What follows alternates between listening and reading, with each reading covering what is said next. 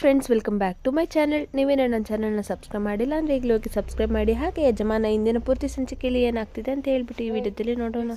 ಹಾಗೂ ಜಾನ್ಸಿ ಮಾತಾಡ್ತಿರ್ತಾರೆ. ಹಾಗೆ ಇಲ್ಲಿ ನಾನು ಸ್ವಲ್ಪ ಅಲ್ಲ ಜಾನ್ಸಿ ರೂಡಾಗಿ ಬಿಹೇವ್ ಮಾಡಿಬಿಟ್ಟೆ, ಅದಕ್ಕೆ ನಾನು ಕ್ಷಮೆ ಕೇಳ್ತೀನಿ.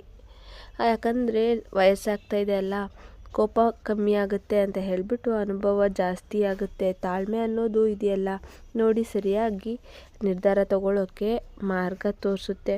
ಆದರೆ ಸೂಕ್ಷ್ಮವಾಗಿರೋ ವಿಷಯಗಳನ್ನ ಅರ್ಥ ಮಾಡಿಕೊಂಡು ಸಮಾಧಾನವಾಗಿ ಉತ್ತರ ಕೊಡುವಂಥ ಮನಸ್ಥಿತಿ ಬರುತ್ತೆ.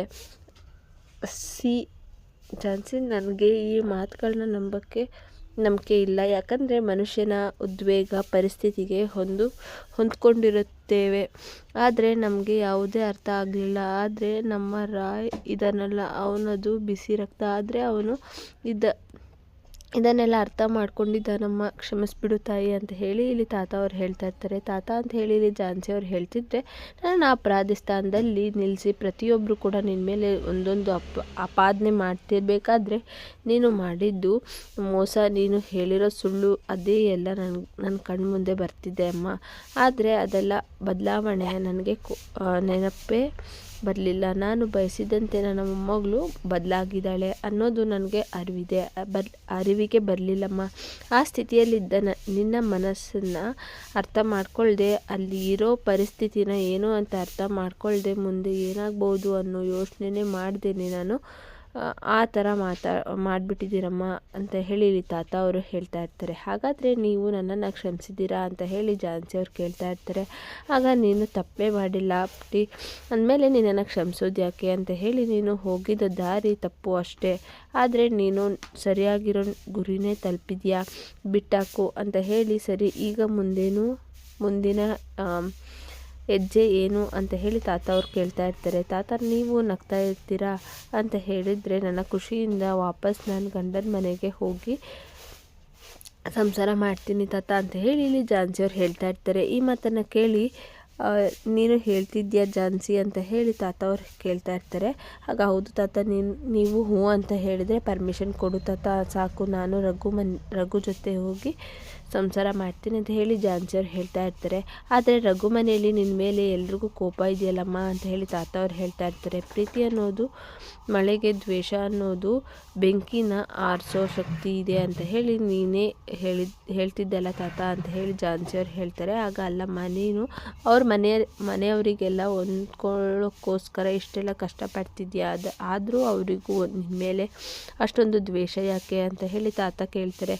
ಅಷ್ಟಕ್ಕೂ ಅವರಿಗೆಲ್ಲ ನಿನ್ನ ಮೇಲೆ ಇರೋದು ದ್ವೇಷ ಅಲ್ಲ ತಾತ, ಕೋಪ ಅಷ್ಟೇ. ಅವರ ತಪ್ಪೇನಿಲ್ಲ ತಾತ.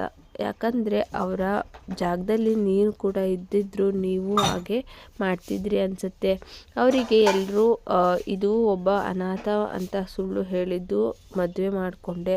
ನಾನು ಇಷ್ಟೆಲ್ಲ ತಪ್ಪು ಮಾಡಬೇಕಾದ್ರೆ ಅವರಿಗೆ ಇಷ್ಟು ಕೋಪ ಮಾಡ್ಕೊಂಡಿಲ್ಲ ಅಂದರೆ ಹೇಗೆ ಹೇಳು ಅಂತ ಹೇಳಿ ಜಾನ್ಸಿ ಅವ್ರು ಹೇಳ್ತಾ ಇರ್ತಾರೆ. ಯು ಆರ್ ರೈಟ್, ಯಾಕಂದರೆ ಅವ್ರ ಕೋಪಗೂ ಒಂದಾಗ್ತಾ ಇದೆ ಅಂತ ತಾತ ಹೇಳ್ತಾರೆ. ಅದಕ್ಕೆ ತಾತ, ಈ ಕೋಪ ಕರಗೋದಕ್ಕೂ ಸ್ವಲ್ಪ ಟೈಮ್ ಬೇಕಲ್ವಾ, ಅದೆಷ್ಟೇ ದಿನ ಆಗಲಿ ತಾತ, ನಾನು ಅವರ ಮನೇಲೇ ಇದ್ದು ಅವ್ರ ಮನಸ್ಸನ್ನು ಗೆದ್ದು ಬೆಸ್ಟ್ ಸೊಸೆ ಅಂತ ಹೇಳಿ ಅನ್ನಿಸ್ಕೋತೀನಿ. ನೆಕ್ಸ್ಟ್ ನೀವು ಆ ಮನೆಗೆ ಬಂದಾಗ ಈಗ ಯಾರೆಲ್ಲ ನಿಮಗೆ ಬೈದರು ಜಾನ್ಸಿ ಅಂತ ಗುಣವಂತೆ, ಅವರೇ ಆ ಮನೆಗೆ ತಕ್ಕ ಸೊಸೆ ಅಂತ ಹೇಳಬೇಕು. ಹಾಗೆ ಮಾಡ್ತೀನಿ.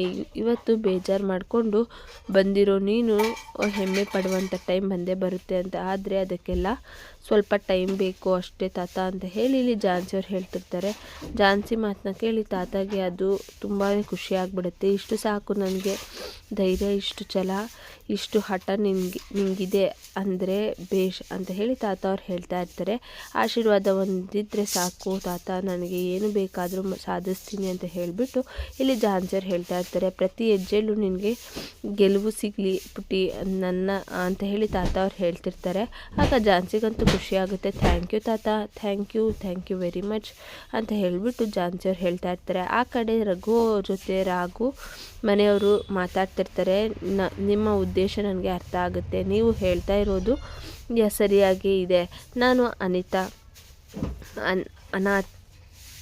ಅನಾಥೆ ಅಂತ ಹೇಳಿದ್ದು ತಪ್ಪು. ಬೇಕು ಅಂತ ಹೇಳಿದರೆ ಅದಕ್ಕಿಂತ ಮೊದಲು ಝಾನ್ಸಿ ಮೇಡಮ್ ಅವ್ರ ಹತ್ರ ಡಿವೋರ್ಸ್ ತೊಗೋಬೇಕು ಆದರೆ ಅಂತ ಹೇಳಿ ರಘು ಹೇಳ್ತಾರೆ. ಆದರೆ ಏನು ಅಂತ ಪಲ್ಲವಿ ಅವ್ರು ಹೇಳ್ತಾರೆ. ಏನು ಇದು ಮತ್ತೆ ಆದರೆ ಹೇಗಿದ್ದರೆ ಅಂತ ರಾಗ ಹೇಳ್ತಿದ್ದೀರಾ ಅಂತ ರಾಘು ಅವರು ದೊಡ್ಡಪ್ಪ ಕೇಳ್ತಾ ಇರ್ತಾರೆ. ಇಲ್ಲಿಗೆ ಇಂದಿನ ಸಂಚಿಕೆ ಪ್ರೋಮೋ ಮುಕ್ತಾಯವಾಗುತ್ತೆ friends. Thank you for watching.